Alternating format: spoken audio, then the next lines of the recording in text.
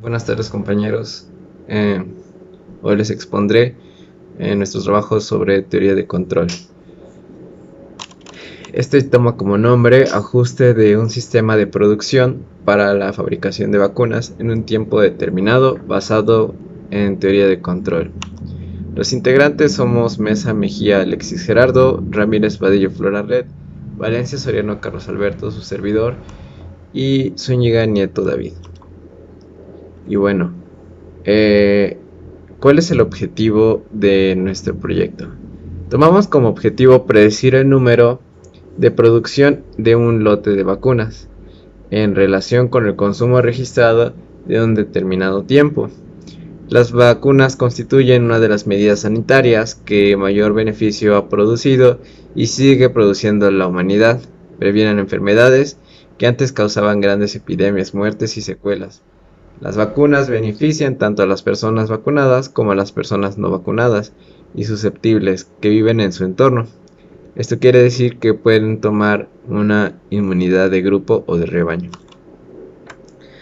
La industria del mercado tiene como objetivo desperdiciar la cantidad mínima de capital y al mismo tiempo generar una producción que sea distribuida de forma eficiente, es decir, que no tiene desperdicio, por lo que consideramos necesario un sistema que pueda predecir cuál es la cantidad de producción necesaria al generar vacunas, evitando el desperdicio de unidades y cubriendo el rango de demanda. Y daré una breve introducción de la teoría de control. Este es un campo interdisciplinario de la ingeniería y las matemáticas que tiene que ver con el comportamiento de sistemas dinámicos. A la entrada de un sistema se le llama referencia y cuando una o más variables de salida de un sistema necesitan seguir cierta referencia sobre el tiempo, un controlador manipula la entrada al sistema para obtener el efecto deseado en la salida del sistema. Esta sería la realimentación. Esta puede ser negativa o positiva y este es muy importante en el estudio de varios campos. Los laboratorios han contribuido en diferentes grados al control y la erradicación de enfermedades prevenibles por vacunación. Y varios están produciendo las vacunas que se aplican rutinariamente en los programas nacionales de inmunización. Gracias a los adelantos científicos recientes, se prevé un aumento importante del número de vacunas seguras y eficaces que estarán disponibles en un futuro cercano para uso en los programas normales de vacunación. Sin embargo, los gastos asociados con el desarrollo de estas vacunas son muy grandes. Incluso el sistema de producción es variante referente por temporada, por lo que creemos que el sistema debe contemplar la demanda. Históricamente, en el siglo XX han ocurrido varias pandemias, H1N1, H2N2, H3N3. Esas han tenido impactos negativos en las condiciones socioeconómicas de los países afectados y ejercieron presión sobre sus servicios de salud. Por ello, en la actualidad es necesario predecir el comportamiento de estos fenómenos con el fin de administrar eficientemente los servicios de salud en las diferentes etapas de la pandemia, que algunos autores han denominado olas pandémicas, con la finalidad de que estos sean acordes a los grados de severidad. Pues desgraciadamente después de una pandemia, la enfermedad relacionada no queda exterminada al 100%, por lo que ésta sigue propagándose alrededor del mundo, en mayor o menor cantidad, dependiendo de la época del año.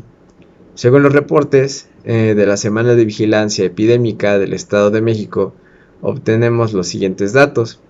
En lo que va de la temporada se han identificado 57.782 casos sospechosos de ETI-IRAG en las USMER, confirmándose por laboratorio un caso de influenza, que este representa el 0.002%. El grupo de edad afectado es de 50 a 54 años, que este representa un 1.01% de la población. El índice de positividad acumulado al corte de esta semana es de 0.04%. La razón de IRAG-ETI en casos sospechosos durante la temporada es de 0.24 a 1. en el acumulado de la semana 40-42. No se han registrado defunciones por influenza. La entidad federativa donde se detectó el caso fue Ciudad de México. Los virus estudiados no han presentado cambios etigénicos que alteren su virulencia o patogenicidad conocida. Tampoco se han identificado resistencia a oseltamivir y la tasa de incidencia acumulada por 100.000 habitantes día. En esta diapositiva podemos ver un mapa relacionado con la semana epidemiológica y el número de casos, donde vemos que hay una alza alrededor de la semana 5, empieza en la semana 5 y termina en la semana 12. Como podemos ver, están aquí representados por las distintas enfermedades, en donde cada línea representa una enfermedad diferente. La línea punteada morada representa el AHN1, la amarilla AH3N3 y así sucesivamente dependiendo de la diapositiva representada. En casos de incidencia de la enfermedad por temporada, pudimos extraer esta tabla en donde nos organizaban información dependiendo de los años y casos de influenza, de funciones por influenza, casos de influenza H1N1 y de funciones por influenza H1N1, perdón, en donde vemos que del 2011 al 2012 hubieron 289 defunciones por culpa de la influenza H1N1. Digamos, en 2012-2013 hubo 6, 2013-2014 hubo 998, 2014-2015 0, 2015-2016 544 y así como vamos observando en la tabla. Actualmente no hemos tenido ningún caso de defunción por influenza H1N1 en el periodo de 2020-2021.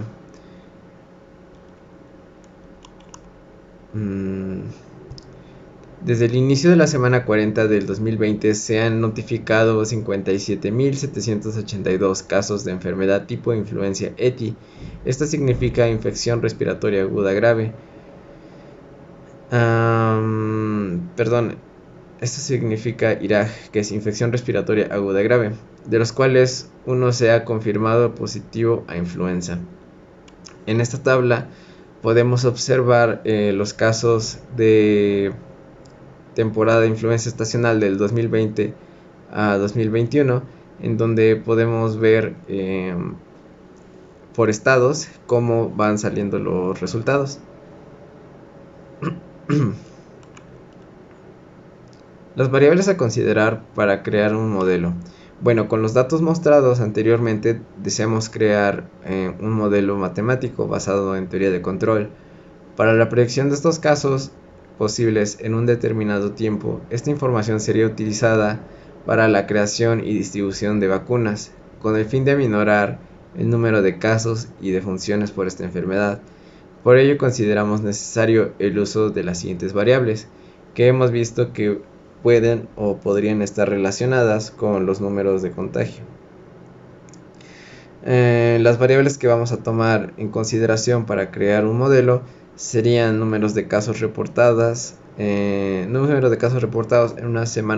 temporada anterior, números de casos actuales, números de habitantes en el territorio, país, estado, municipio o ciudad, número de individuos susceptibles y tasa de recuperación. Bueno, aquí tenemos el diagrama propuesto en donde, de acuerdo a las entradas y salidas, tenemos que RS corresponde a los datos previos, CDS corresponde a los datos actuales,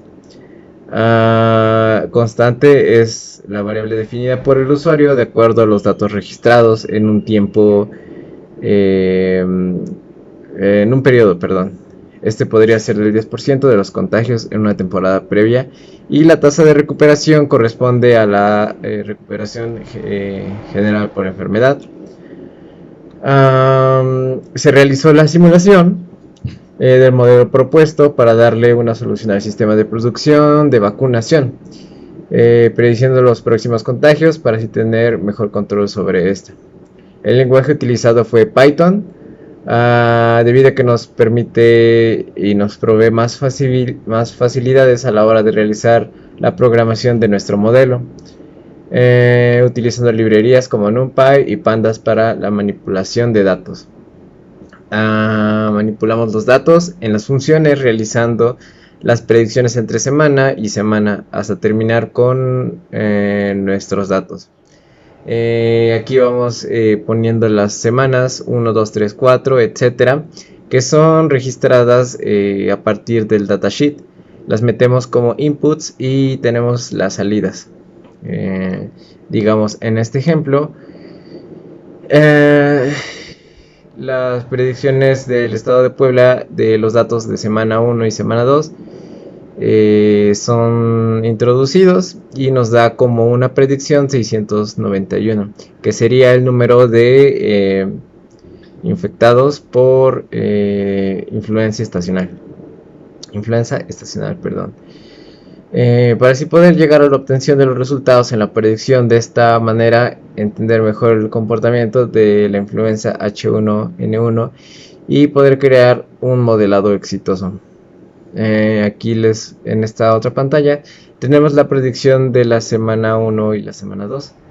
De igual manera se van contemplando los datos introducidos del datasheet y nos da como resultado un arreglo de los infectados. De igual manera introducimos los habitantes en esta función de acá y nos da los números de habitantes por estados, lo que nos da la población o al menos una muestra de donde podemos sacar nuestras predicciones. Como trabajos a futuro, con base en esta investigación y la propuesta para un modelo de optimización de producción, queda abierto a cualquier mejora de trabajo, de tal manera que con ciertas implementaciones se podría generar un modelo de producción más general que funcione para cualquier sistema de producción, en este caso para grandes y medianas empresas, basándonos en el modelo de producción demanda, ayudando a mejorar también el costo de estas mismas. Y como conclusión, las vacunas, de una forma sencilla, son medicamentos biológicos que aplicados a personas sanas provocan la generación de defensas, que actúan protegiéndole ante futuros contactos con los agentes infecciosos contra los que nos vacunamos, evitando la infección o la enfermedad, por lo que es importante generar una cantidad de vacunas adecuadas para las diferentes regiones del país, así también como en las estaciones del año, ya que no es la misma ocupación para todo el país, dependiendo de cada región y uso. Además, los precios aceptables de los medicamentos estaban aumentando. Las vacunas que solían pagar directamente los consumidores ahora están incluidas en los programas de seguros y los pacientes con frecuencia no se enteran del precio. Sin embargo, el costo de producción es elevado, por lo que no resulta ser bueno el hecho que haya un desperdicio en la suministración de estas mismas. Como referencias tenemos estas y eso es todo por nosotros. Muchas gracias.